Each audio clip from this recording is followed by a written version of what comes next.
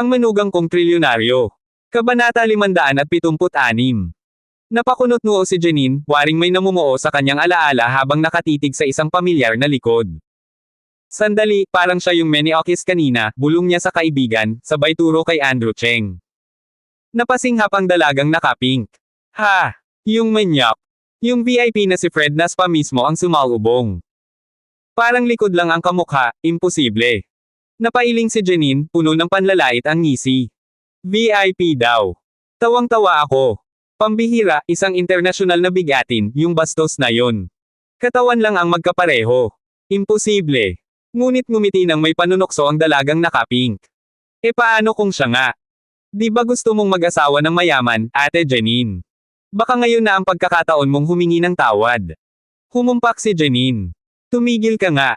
Kung siya ngayon at mayaman talaga, kakainin ko ang mga mata ko at lalayas na ako sa industriya. Pero kahit pa ganyan ang sinabi niya, hindi maikakailang kumislat ang interes niya. Lumingon siya sa direksyon ng pribadong club, at isang sulyap ng paghahangad ang gumuhit sa kanyang mata.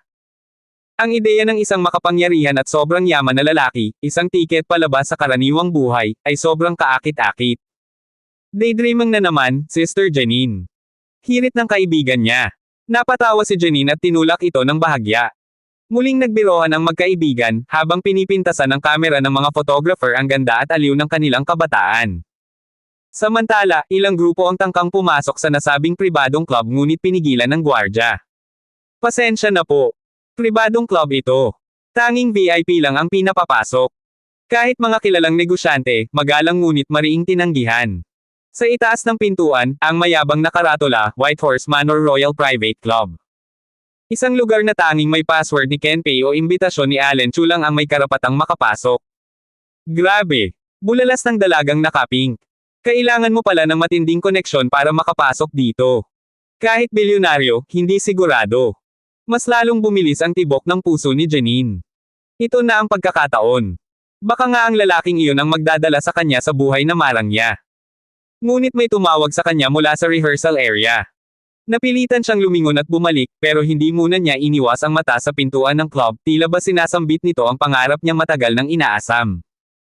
Pagdating sa rehearsal area, nanlaki ang mga mata ng grupo sa karangyaan ng lugar. Mas lalong tumibay ang determinasyon ni Janine, hindi siya titigil hanggat hindi siya nakakapag-asawa ng mayaman. Kabanata 577. Sa loob ng eksklusibong club, magkasabay na sinalubong ni Ken Pei, ang chairman ng hotel, at ang kanyang sekretarya na si Shirley Hong, sina Andrew Cheng at Allen Chu. Magalang at may ngiting may laman si Ken Pei nang makipagkamay kay Andrew. Isang karangalan po ang makilala kayo, Mr. Cheng. Matapos ang maikling pagbati, nagpaalam sina Ken Pei at Allen Chu. Naiwan si Andrew kasama si Shirley Hong, na ngayon ay ginagabayan siya sa pasilyo ng club na pa ng mga obrang sining. Samantala, si Janine, na nagpanggap lang na mag-actor, ay lumihis patungo sa direksyong papasok sa private club.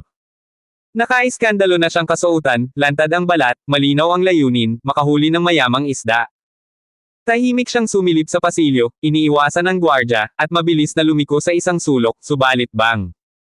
May nakabangga siya. Namilog ang mga mata niya nang makita kung sino ang kanyang nakasalubong. Ikaw. Diyos ko. Yung manyak. Sigaw niya, nanginginig ang tinig at gulat na gulat. Sa harap niya, si Andrew Cheng mismo, at sa piling nito, isang babaeng may dignidad at ganda, si Shirley Hong. Nanigas si Janine. Hindi makapaniwala. Paanong ang lalaking tinawag niyang basura kanina? Ay narito sa pinakamahal na lugar ng hotel. At bakit naman hindi ako dapat narito? Tahimik ngunit matalim ang tanong ni Andrew habang nakangiting bahagya. Biglang sumabog si Janine sa inis. Hinaila ang palda pababa, at sinigawan siya, ikaw. Halata namang hampas lupa ka. Ano to, nagpapanggap kang janitor. Hindi niya matanggap ang itsura ni Andrew sa gitna ng lugar na para lang sa mga elitista. Formal ang mga tao sa paligid, at si Andrew, simple lang ang suot. Tahimik lang si Andrew.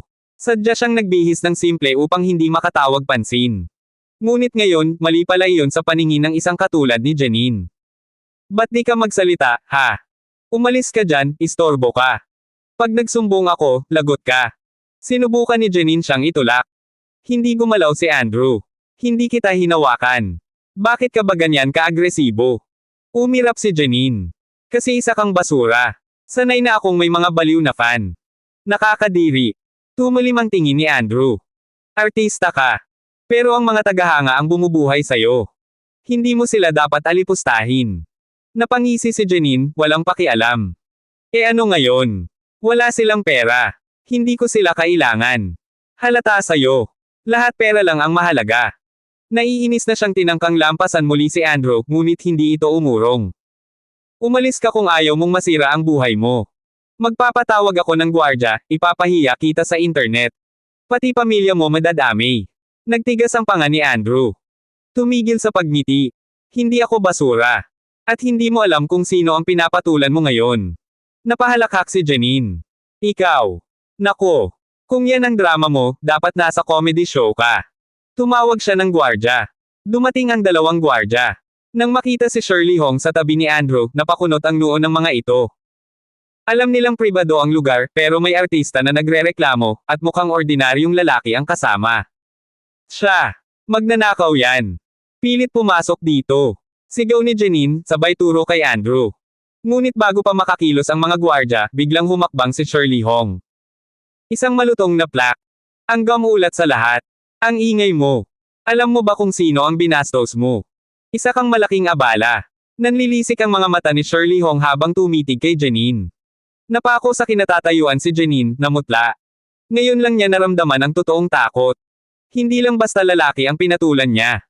Isa pala itong halimaw sa likod ng katahimikan, at may basbas ng kapangyarihan.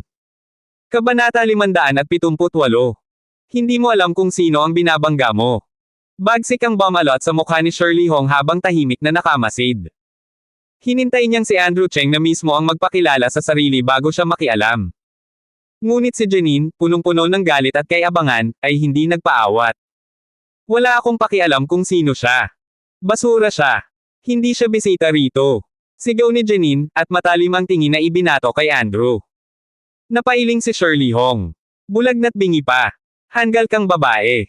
Ang taong kaharap mo ay. Ngunit bago pa siya makapagtapos, si Andrew na mismo ang sumabat, malamig ang boses. Tagalinis lang ako. Walang big deal. Nakuha ni Shirley Hong ang ibig niyang sabihin at bahagyang tumango bilang paggalang. Pero lalo lang naging mapangahas si Janine. Ayan oh. Inaamin niyang janitor lang siya. At siya pa yung nanghipo sa akin kanina. Hayop ka. Nagwala si Janine at biglang sumugod, akmang sasampalin si Andrew. Pero mabilis siyang hinarang ni Shirley. Tama na yan. Ilabas yan. May kapalit ang panggugulo sa isang VIP. Agad na kumilos ang mga gwardiya na kanina pa nag-aatubili dahil sa presensya ni Shirley Hong. Hinuli nila si Janine at walang habas na nilabas, habang ang kanyang mga protesta ay umalingaw-ngaw sa buong bulwagan. Tahimik na tumalikod si Andrew, tinapos ang gulo.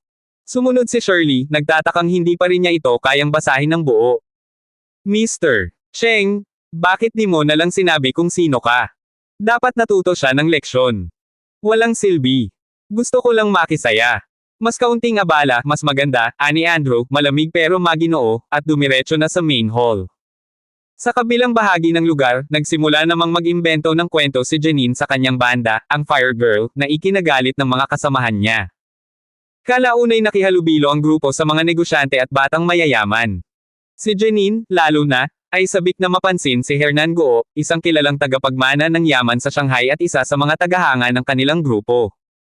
Si Hernan, na may balak ng i-sign ang Fire Girl sa sarili niyang kumpanya, ay tila naaaliw sa kagandahan ni Janine at kasamang si Shesh Pinyin. Ngunit nang mapansin ni Shesh ang hindi mapakialang si Janine, kinuwento nito, na may dagdag pang drama, ang umano'y ginawa ni Andrew. Nagkunwaring umiiyak si Janine. Galit na galit si Hernan. Anong sabi mo? Nilapastangan ka ng isang hampas lupa. Nasaan yan? Ako na ang bahala sa kanya. Itinuro ni Janine si Andrew na kasalukuyang kumakain ng pastry at tahimik lang sa kabilang gilid ng hall. Ayan siya. Yan ang bastos. Kabanata 579. Isang mahabang gasp ang dumaan sa buong bulwagan. Napatigil ang lahat, nakatutok ang mga mata kay Andrew Cheng. Siya yun. Sigaw ni Janine, puno ng paninira. Hernan Guo, siya ang walang hiyang iyon. Mabilis na pumasok sa eksena ang isang bodyguard sa utos ni Hernan. Dalhin mo siya rito, malamig ang boses habang lumalagok ng vodka, ang tingin kay Andrew ay parang sa isang ipis. Tahimik na nanunood ang mga mayayamang kabataan at ang Fire Girl Group. Sa isip nila, isang basura ang mapapahiya ngayong gabi. Walang kamalay-malay si Andrew sa nangyayari, abala pa sa pagpili ng mini tart. Sir, iniimbitahan po kayo ng aming young master, ani ng bodyguard. Napatingin si Andrew, kilala lang si Janine. Hindi ko siya kilala. Kung gusto niya akong kausapin, siya na lang ang lumapit. Nagbago ang anyo ng bodyguard.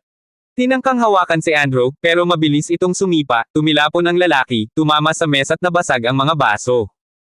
Nagnitngit ang bodyguard, inalis ang shades, at umatake.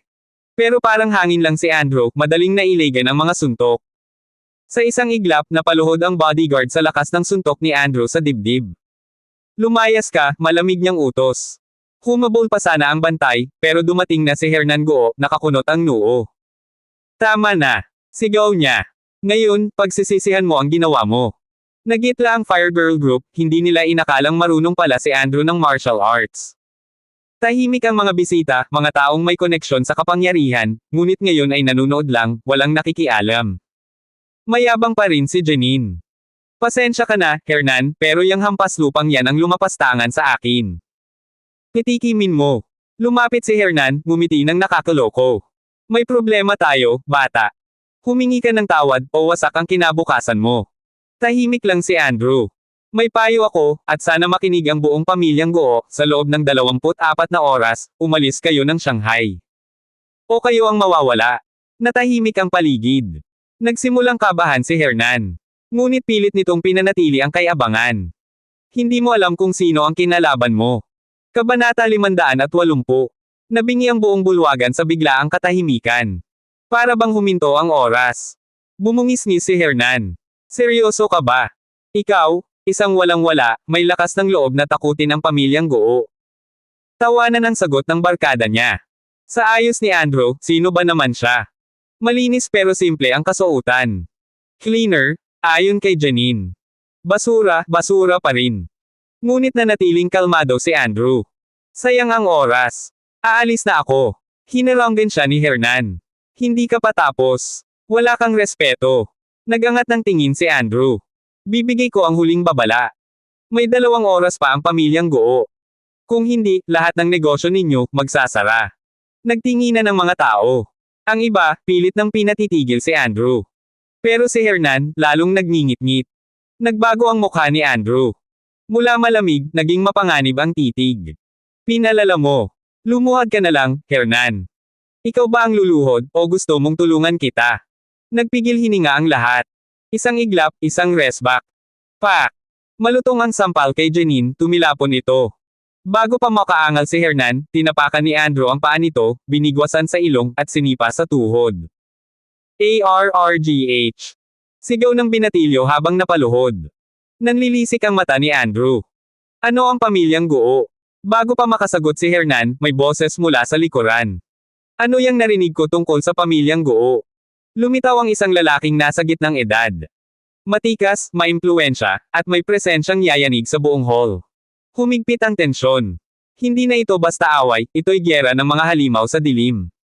Pangan ang mga susunod pang kabanata ng Ang Manugang Kong Trilyonaryo. For more updates, please subscribe to my YouTube channel and don't forget to like and share. Thanks for your support.